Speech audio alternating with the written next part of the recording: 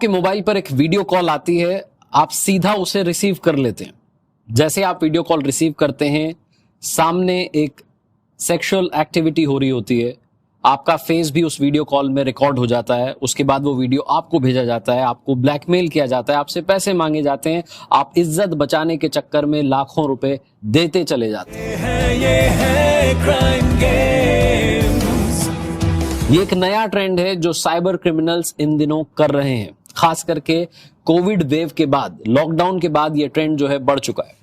मेरा नाम है आरजे कार्तिक, आप देखना शुरू कर चुके हैं माय एफएम की सीरीज जिसका नाम है क्राइम गेम्स। हमारे साथ हैं जयपुर पुलिस के chief cyber crime consultant Mukesh Chaudhary साहब। धन्यवाद, स्वागत एक बार फिर से आपका। सबसे पहले तो ये जो टर्म है सेक्सटॉर्शन, ये क्या है, अगर आप थोड़ा सा डिफाइन करें, बताएं लोगों को। एक मेल और फीमेल में कोई सेक्सुअल रिलेशनशिप हुआ और उसके बाद में उस एक्टिविटी को या तो पिक्चर किसी ने क्लिक कर लिए या कोई हिडन कैमरा था जिससे इसे रिकॉर्ड कर लिया गया, बाद में दूसरे पर्सन को ब्लैकमेल करेंगे कि पैसे दो वरना इस वीडियो को हम सर्कुलेट कर देंगे या पेरेंट्स तक या वहां तक सर्कुलेट हो जाएगा। ये तो इस लेवल पे भी इसमें एक्सटॉर्शन किया जाता है और काफी अमाउंट और काफी लोग अपने मतलब ऐसे ऐसे सिचुएशंस में मैंने देखा है कि जो लेडी है वो अपनी ज्वेलरी बेच रही है, बेच के जब तक ज्वेलरी बेच सकती थी तब तक तो बेचती रही, तब तक वो पैसे चुकाती रही। एक लेवल के बाद में उसे भी समझ में नहीं आता कि मैं कब तक करूंगी ये। और क्योंकि ब्लैकमेलिंग का काम है, अब अगर आप ब्लैकमेल होना स्टार्ट हो गए तो आप फिर वो इसका एंड नहीं है, और क्योंकि सामने वाले को तो फिर वो पैसा आता खराब लगेगा नहीं। एक दिल्ली का केस है सर जिसमें नामी डॉक्टर के बेटे को सोशल मीडिया पर कोई फ्रेंड बनाती है लड़की और उसके बाद चैट करती है और फिर धीरे धीरे उकसाया जाता है, बाद में पता चलता है वो तो कोई लड़का था।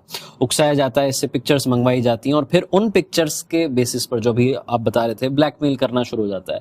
ऐसा जो है काफी केसेस आए हैं डॉक्टर्स के, इंजीनियर्स के। ये जो व्हाइट कॉलर प्रोफेशनल्स हैं, क्या इनको स्पेसिफिकली टारगेट किया जा रहा है? अब आपका प्रोफेशन हो सकता है कि कुछ भी हो सकता है कि आप एक ब्यूरोक्रेट हैं, हो सकता है आप डॉक्टर हैं, इंजीनियर हैं, चार्टर्ड अकाउंटेंट हैं, कुछ भी हो सकता है। आपने देखा होगा अभी पैंडेमिक के टाइम पे अगर आपने कोई गेम्स खेले हों तो गेम्स खेलते टाइम पे बीच में पॉपअप्स करके एडवर्टीजमेंट्स आते थे। अडल्ट जो है डेटिंग जो एप्लीकेशंस हैं, इस पे आप बात कर सकते हैं, प्राइवेट सीक्रेट चैट्स कर सकते हैं। तो ये कुछ लोगों के अंदर इच्छाएं होती है, उनको अगर पॉपअप आएगा तो वो सोचते हैं कि एक बार डाउनलोड करके चैट करके देखें, क्या पता कोई मुझे अच्छा पार्टनर मिल जाए। और वो ये नहीं सोच रहे होते कि वहां जो ऑलरेडी प्रोफाइल्स हैं वो ये सोच के बैठी हैं कि जो हमसे चैट करेगा उसको हम फंसाएंगे और अल्टीमेटली उसको ब्लैकमेल करेंगे। तो सोशल मीडिया और ये आईटी वर्ल्ड में आपको प्रोफाइल पे सामने वाले से चैट हो रही है ये नहीं पता चलेगा जब तक आप उससे मिले नहीं है फिजिकल वर्ल्ड में। तब तक ये तो नहीं पता चलेगा उनका जेंडर क्या है, उनकी एज क्या है और एक्चुअल में वो पर्सन का थॉट प्रोसेस क्या है। क्या आपको टारगेट किया जा रहा है डे वन से, या ये एक जेन्युइन कॉन्वर्जेशन चल रहा है। तो वर्चुअल वर्ल्ड में फ्रॉड होने के चांसेस जो हैं वो इतने ज्यादा हाई हैं कि आप इमेजिन भी नहीं कर सकते हैं। पर क्योंकि हम डे वन से कुछ लोग इतने डेस्परेट होते हैं, वो ये सारे पॉसिबिलिटी सोचते ही नहीं। और इंसान क्या होता है, ये एक गलती बहुत इजीली कर बैठता है जो कि बहुत कॉमन है कि मेरे साथ तो नहीं होगा। उनको लगता है कि उनके साथ नहीं होगा, पर वो ये नहीं समझ रहे होते हैं कि जो आपके साथ हो रहा है यही तो है वो फ्रॉड। और पिछले एपिसोड में भी आप बता रहे थे कि कॉमन सेंस अगर हम अप्लाई कर लें तो हम ऐसे फ्रॉड्स का शिकार होने से बच सकते हैं, हमारे साथ कोई क्राइम गेम नहीं खेलेगा अगर हम कॉमन सेंस अप्लाई कर लें।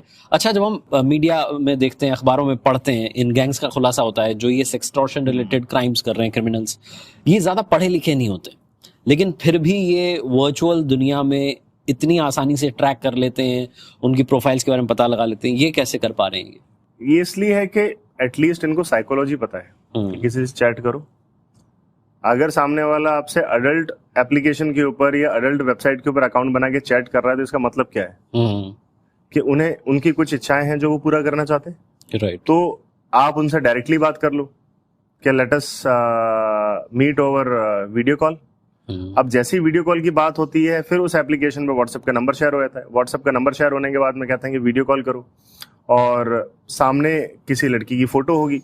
तो मेजॉरिटी ऑफ केसेस में जो हम देखते हैं इसके अंदर मेल्स जो हैं वो टारगेट किए जाते हैं। तो अब क्या होता है कि वो बोलते हैं कि मुझे आपको देखना है, मुझे आपको मैं चाहती हूँ कि आप स्ट्रिप करें मेरे सामने, मतलब कपड़े रिमूव करें अपने और अपने प्राइवेट पार्ट्स को शो करें। तो यहाँ पे क्या होता है कि यहाँ पे साइकोलॉजी वाला पार्ट है कि वो सोचते हैं कि मतलब उसकी इच्छा है इसलिए मुझे उसके लिए करना है ये। पर वो ये नहीं सोच रहे कि कैमरा है, रिकॉर्ड हो सकता है, स्क्रीन रिकॉर्डर एप्लीकेशंस है, डिफॉल्ट स्क्रीन रिकॉर्डर्स है मोबाइल फोन में, उनसे रिकॉर्ड हो सकता है।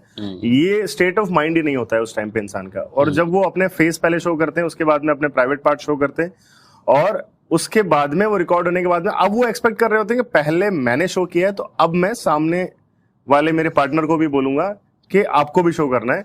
जब यहां तक बात पहुंचती है, उसके बाद में वो कॉल एंड हो जाता है और वो उसको उसी का वीडियो सेंड कर देते हैं कि ये देखो मैंने रिकॉर्ड कर लिया है, अब मैं इसे वायरल कर दूंगी और आप मुझे 5,000 रुपए, 10,000 रुपए, 20,000 रुपए डालो। तो इंसान पहले सोचता है कि 5,000 रुपए पे बात खत्म हो जाएगी, फिर वो 5 के बाद में 10 और मांगे जाते हैं, फिर 20 और मांगे जाते हैं, और अब ये ट्रैप में फंस जाते हैं। इनको समझ में नहीं आता कि कब तक होगा। एक मामला मध्य प्रदेश से सामने आया जहां एक लड़की से एक लड़के ने दोस्ती की और बात आगे बढ़ती गई और लड़की ने अपनी कुछ पिक्चर्स शेयर कर ली। जब पिक्चर शेयर कर ली तो ब्लैकमेल करना शुरू किया गया। ब्लैकमेल इस हद तक किया गया कि आप होटल में आके मुझसे मिलिए। होटल में फिर से सेक्सुअल एक्टिविटीज हुई, उसका वीडियो बना लिया गया, फिर ब्लैकमेल किया गया। तो ब्लैकमेल पर ब्लैकमेल पर ब्लैकमेल चलता रहा। ऐसे मामलों में कहाँ जो है विक्टिम को ये समझना है कि मुझे तुरंत इस पर फुल स्टॉप लगा देना है, कैसे इसको क्लोज किया जा सकता है? देखो, ब्लैकमेलिंग में एक थंब रूल है, आपको डे 1 पे ही स्टॉप करना होगा। आपको जो एक्शन लेना है वो हो सकता है कि टफ हो डिसीजन लेना, क्योंकि हम यहाँ पे फेस सेविंग कर इस प्लेटफॉर्म पे बैठ के अगर हम बहुत इजीली बोल रहे हैं, पर जिसके साथ में बीत रही होती है उसके लिए बहुत मुश्किल होता है ये समझना कि नहीं मैं ऐसे कैसे मना कर दूं, कहीं वायरल नहीं कर दे वो। इज्जत वाली बात आ जाती है। तो अगर आप डे 1 पे ही सारे डिसीजन ले लेते हो, आपको थोड़ा स्ट्रांग होना होता है, और जिससे भी आपको घर में जिससे आपको ठीक लगता है, जो फ्रेंड्स फैमिली में है, उनसे ओपिनियन लेके डिस्कस करके आपको मेंटली प्रिपेयर्ड रहना होगा, क्योंकि ब्लैकमेलिंग कभी एंड नहीं होती है। जैसे क्राइम गेम्स में कुछ गेम्स ये भी हैं कि कुछ लोग प्रोफेशनल हैकर्स को कांटेक्ट करते हैं ऑनलाइन, कहते हैं, उनसे बात करते हैं और वो कहते हैं कि अच्छा ठीक है, हम आपका वीडियो डिलीट कर देंगे सामने वाले का फोन हैक करके। और वो कहते हैं कि आप हमें 50,000 रुपीज पे करो। तो मेरे पास ऐसे केसेस भी आते हैं। अच्छा, कि सर उनको 50,000 पे कर दिया, उन्होंने कह दिया कि वीडियो आपका डिलीट कर दिया।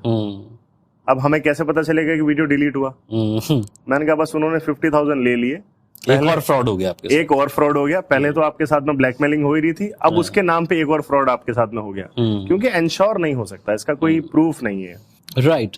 अभी हम वर्चुअल दुनिया की बात कर रहे हैं, खास तौर पर जब हम सेक्सटॉर्शन रिलेटेड क्राइम की बात कर रहे हैं। मोबाइल पर आप किसी चैटिंग एप्लीकेशन का इस्तेमाल कर रहे हैं, ये जो सोशल मीडिया का हम इस्तेमाल कर रहे हैं, नॉर्मल अगर किसी व्यक्ति को आप टिप देना चाहें, किन बातों का ख्याल रखें कि उसके साथ में ऐसा फ्रॉड ना हो जाए? देखो, इस एंटायर वर्ल्ड में सबसे पहले इंपॉर्टेंट है कि आप अपनी प्राइवेसी को रेस्पेक्ट करें। मोस्टली लोग इस वजह से कॉम्प्रोमाइज होते हैं और इस वजह से ब्लैकमेल हो रहे होते हैं, वो अपनी प्राइवेसी को रेस्पेक्ट नहीं कर रहे।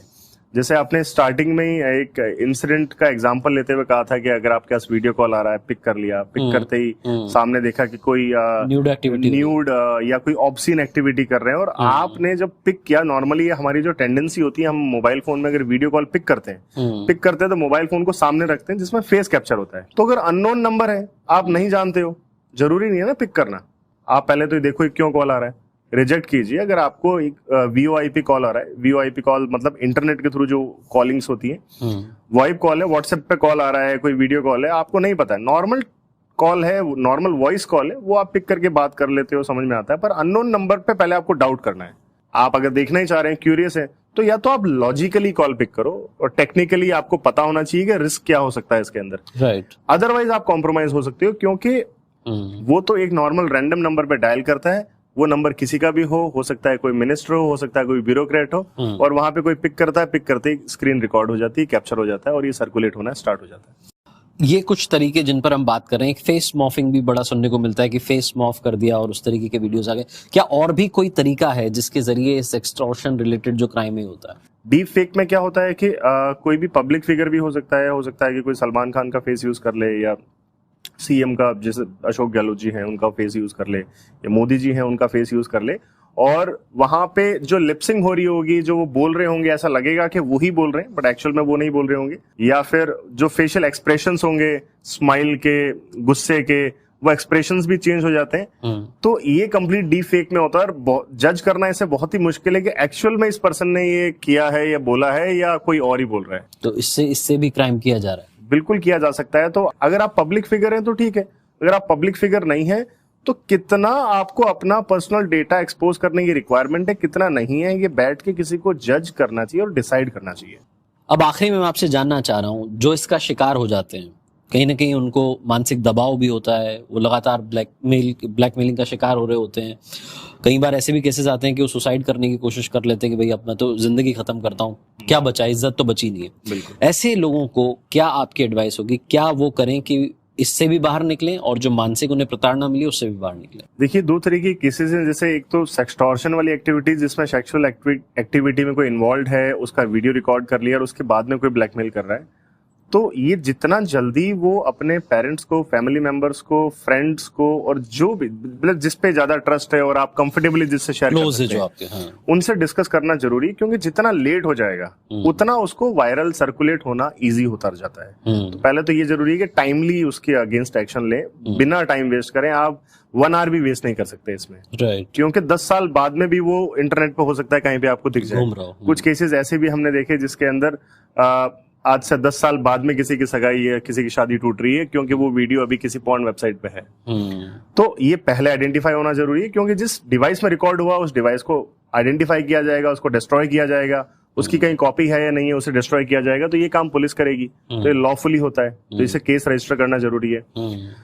सेकंड केसेस में जिनका अगर कोई कॉम्प्रोमाइज्ड कंडीशन में कोई अडल्ट या कुछ पॉर्न टाइप वीडियो रिकॉर्ड कर लिया, या उसको किसी ने कहा कि आप अपने वीडियो के ऊपर अपने प्राइवेट पार्ट शो करो और उनका वीडियो रिकॉर्ड कर लिया, इस टाइप की एक्टिविटीज अगर किसी की रिकॉर्ड हुई है और उनको ये थ्रेट देते हैं मोस्टली कि देखो ये यूट्यूब पे अपलोड हो रहा है, अभी देखना इंटरनेट पे वायरल हो जाएगा, तो ऐसे वायरल नहीं होता है। वायरल करने के लिए हजारों लाखों लोग उसको शेयर जब तक नहीं करेंगे तब तक वायरल नहीं होगा। तो पहले आपको देखना कि अगर सोशल मीडिया अकाउंट का एक्सेस उनके पास है या पता है, तो सोशल मीडिया अकाउंट को प्राइवेसी कॉन्फ़िगर करो, आपके फ्रेंड्स फैमिली मेंबर्स को नहीं देख पाए उनको या तो कॉन्फ़िगर करो या फॉर अ टाइम बीइंग उसे डिसेबल ही कर दीजिए, आप डीएक्टिवेट कर दीजिए, प्रोफाइल बंद कर दीजिए और अपना व्हाट्सएप का स्टेटस लास्ट सीन उसको भी ऑफ कर दीजिए। अपनी डिस्प्ले पिक्चर को ओनली फॉर कॉन्टेक्ट्स कर दीजिए या फिर आप सबके लिए डिसेबल कर दीजिए फॉर टाइम बीइंग। और जिस भी नंबर से कॉल्स आ रहे हैं उनको ब्लॉक करना स्टार्ट कर दीजिए। हो सकता है कोई ऐसा भी बोले कि मैं दिल्ली पुलिस से बोल रहा हूँ, आपका केस रजिस्टर हुआ है क्योंकि आपने इस तरह की एक्टिविटी की है, तो आपके खिलाफ एक्शन होगा। तो या तो पैसे ले दे के सेटल कर दो अपना केस, या फिर वो हम आपको उठा के ले जाएंगे। तो ऐसा नहीं होता है, उनको अवॉइड कीजिए, वो कोई पुलिस से नहीं है, क्योंकि आप इसमें विक्टिम है, आपने क्राइम नहीं किया है, आप ये पहले समझिए। तो इसलिए आप स्ट्रांग रहिए थोड़ा, और थोड़ा फेथ रखिए। अगर आप ये फॉलो करते हैं तो आज तक मैंने किसी के साथ में वायरल होते हुए नहीं देखा है। 2 साल से जितनों को रिकमेंड किया है सबको सॉल्यूशन मिल गया और अभी लाइफ उनकी पीसफुली चल रही है। तो आज के इस एपिसोड में जो बातचीत हुई है उससे मुझे 3 टिप्स मिली है, मैं आपको बता रहा हूं। पहली बात, अगर आपको कोई वीडियो कॉल कर रहा है रिसीव मत कीजिए, पहले उसे ऑडियो कॉल कीजिए, बात कीजिए, समझिए कौन है क्या चाहता है। दूसरी बात, अपनी प्राइवेसी जो है उसे मेंटेन कीजिए। प्राइवेसी मेंटेन करना बहुत जरूरी है, अपने अकाउंट्स को प्राइवेट रखिए, अपनी पिक्चर्स किसी को मत भेजिए। ये याद रखिए, अगर आपने अपनी पिक्चर किसी को भेज दी तो वो सामने वाले के मोबाइल में स्टोर हो चुकी है, उस पर उसकी ओनरशिप आ चुकी है, तो कभी भी किसी को भी फोटो शेयर मत कीजिए। और तीसरी, रिपोर्ट इमीडिएटली, जैसे ही आपके साथ में अगर ऐसा कोई क्राइम हुआ है तुरंत रिपोर्ट कीजिए, क्योंकि आप विक्टिम हैं, आप क्रिमिनल नहीं हैं। क्राइम सामने वाले ने किया है, आपने नहीं किया है, आप तो शिकार हुए हैं। इसलिए घबराइए मत, पुलिस के पास जाइए, तुरंत बताइए, अपने जो क्लोज फ्रेंड हैं, क्लोज रिलेटिव हैं, उनसे बात कीजिए और सिचुएशन को जितनी जल्दी हो सके कंट्रोल करने की कोशिश कीजिए। देखते रहिए हमारे साथ crime games. Thank you so much Mukesh Chaudhary sir आज जुड़ने के लिए और डिटेल में बात करने के लिए।